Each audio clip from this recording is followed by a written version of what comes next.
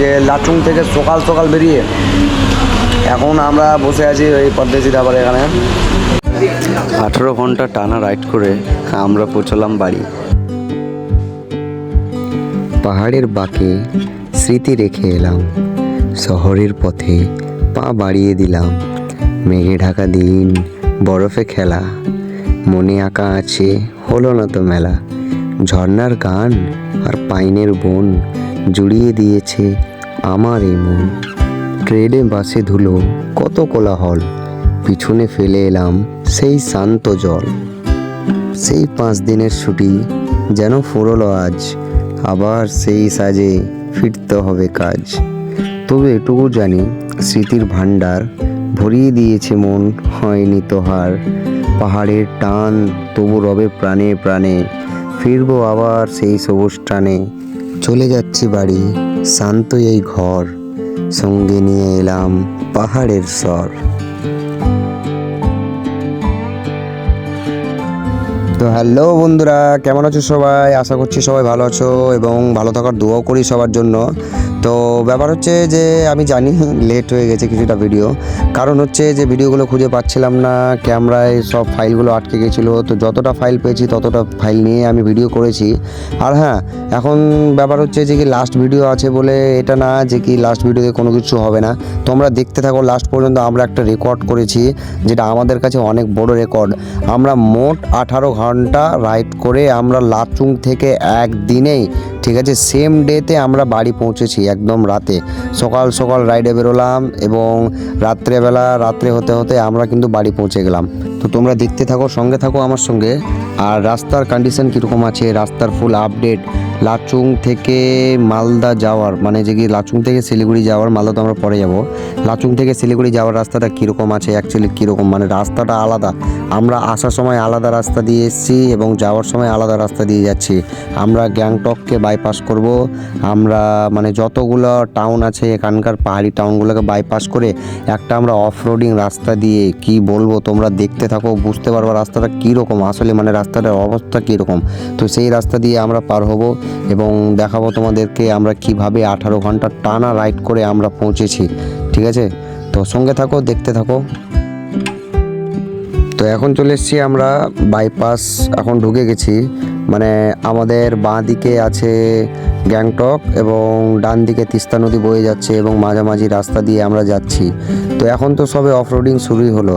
এখন আস্তে আস্তে যাওয়ার সময় আমাদের সঙ্গে একটা মানে ঘটনা হয়ে গেছিলো, যে মানে পিছন থেকে আমাদেরকে আসতে দিচ্ছিলো না, একটা গাড়ি পাস দিতে দিচ্ছিলো না, সেখানে ক্যামেরা বন্ধ রেখেছিলাম। আর এখন সামনে যাচ্ছি, দেখি আরও কি মানে আমাদেরকে ফেস করতে হয়। তো এমনি তো মানে রাস্তা তো আছে একদম জঙ্গলের ভিতর দিয়ে, শহর নাই আশেপাশে বললেই চলে, কারণ দুটো একটা বাড়ি দেখতে পেলাম। তারপরে এরকমই রাস্তা, এই যে মাঠগুলো দেখো, একদম পুরো মাটি রাস্তা আছে, একদম কি বলবো তোমাদেরকে। আর ছোট ছোট ঘর। যাওয়ার সময় ভাই সত্যি নর্থ সিকিমটাকে অনেক সত্যি মিস করছি ভাই, মন থেকে মিস করছি এবং সময় পেলে আবার আসবো। আরও অন্যান্য জায়গা যাওয়ার প্ল্যান আছে। এবং হ্যাঁ, তোমরা কমেন্ট করে জানাও কে কোন জায়গা ভালোবাসো, ঠিক আছে, এবং কে কোথা থেকে দেখছো, আমরা অবশ্যই যাব। তো এখন কথা বলতে বলতে তোমার সঙ্গে আমরা ভুলে গেলাম যে এখন এই সিকিমের সিএম যে আছে, নাম কি আছে বলতে পারছি না, সিকিমের সিএম এখন বাইপাস হচ্ছে, আমাদেরকে গাড়ি দাঁড় করে রেখেছে, কারো গাড়ি যাওয়ার মানে পারমিশন নেই। আমরা দাঁড় হয়ে দেখলাম অনেকগুলো গাড়ি গেল, দেখতে সব চাইনিজের মতো, কি বলবো। তোমরা গুগলে সার্চ করবা সিকিমের এই মন্ত্রী কে আছে, সেই মন্ত্রীকে তুমি দেখবা কি না, তো সেম টু সেম ওই চাইনার সব লোকগুলোর মতো দেখবে।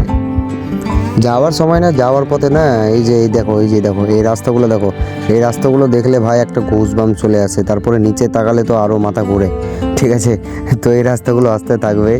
এই সিকিমের রাস্তা এরকমই, সিকিম বলে কথা, একটু অ্যাডভেঞ্চারার না হলে গেলে মানায় না, বুঝলে বস।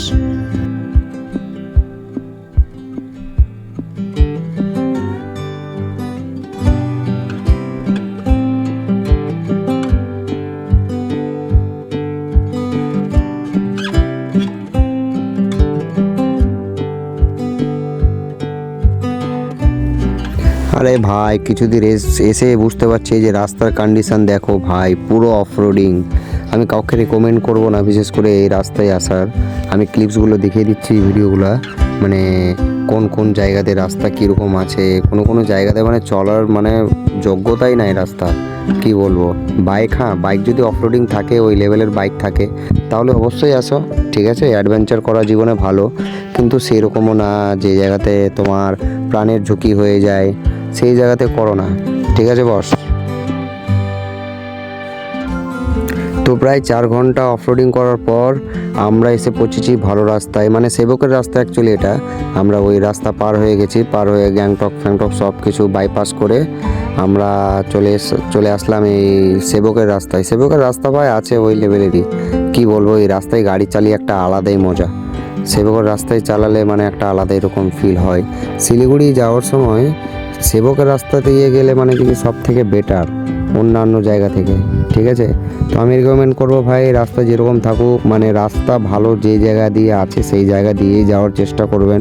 যদি নতুন থাকো তাহলে ঠিক আছে, আর যদি পুরাতন যদি থাকো তাহলে তো ভাই অফরোডিং নাও, কোনো ব্যাপার নাই। যেহেতু যারা পুরাতন আছে তারা জানতে পারবে মানে কী কী রাস্তাতে কী কী প্রবলেম আসতে পারে। এবং হ্যাঁ, তোমরা যদি নতুন থাকো তাহলে ভাই অবশ্যই ভালো রাস্তা দিয়ে যাও। আর দেখতে থাকো, এখন আমরা শিলিগুড়ি ঢুকো অবস্থা হয়ে গেছি, প্রায় 4 থেকে 4.5 ঘন্টা হয়ে গেছে আমাদের রাইড করা।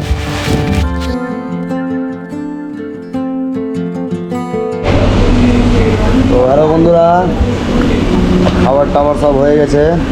একটা জরুরি অ্যানাউন্সমেন্ট ছিল যে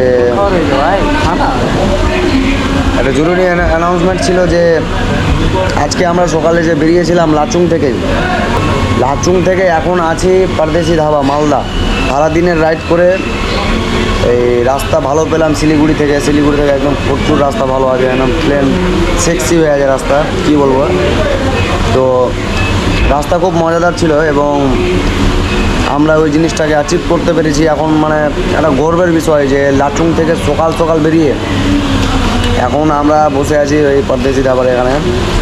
এই যে এখন সময় হচ্ছে 11:28, তারিখ হচ্ছে 24 সেপ্টেম্বর। সকালবেলা বেরিয়েছিলাম, ঠিক আছে। 24 সেপ্টেম্বর 11:29 সকাল 6:04 বেরিয়েছিলাম আমরা টোটাল 17 ঘন্টা রাইড করেছি। 17 ঘন্টা রাইডে আমরা কিছু কিছু জায়গায় ব্রেক নিয়েছি, চা খেয়েছি, মোট 3 জায়গায় দাঁড়িয়েছি আমরা। তো নন স্টপ রাইড একদম সকাল থেকে নন স্টপ রাইড করে আমরা এখন বাড়ি যাব। তো এটা একটা নতুন একটা অ্যাচিভমেন্ট, নিজের জন্য একটা গর্বের বিষয়। কারণ আমার মনে হয় না যে কোনো ব্লগার বা কোনো ইউটিউবার এই জিনিসটাকে অ্যাচিভ করতে পেরেছে, ঠিক আছে। তো এই জিনিসটার জন্য, এতটা কষ্টের জন্য বা এতটা করার জন্য অবশ্যই তোমরা সঙ্গে থাকবা এবং ভালোবাসা দিতে থাকো। সেরকম অনেক কিছু আছে অ্যাচিভ করার জন্য, অনেক কিছু অ্যাচিভ করবো, অনেক কিছু হাসিল করবো। এখন কিছুটা সময় লাগবে, যতটা পারছি ততটা করছি, ঠিক আছে। সঙ্গে থাকো এবং দেখতে থাকো আর আমার মোমেন্ট 2.0। কী করছি রে? ভাত খাইছি। যা তুমি করছো জি, খাইছ, বাহ।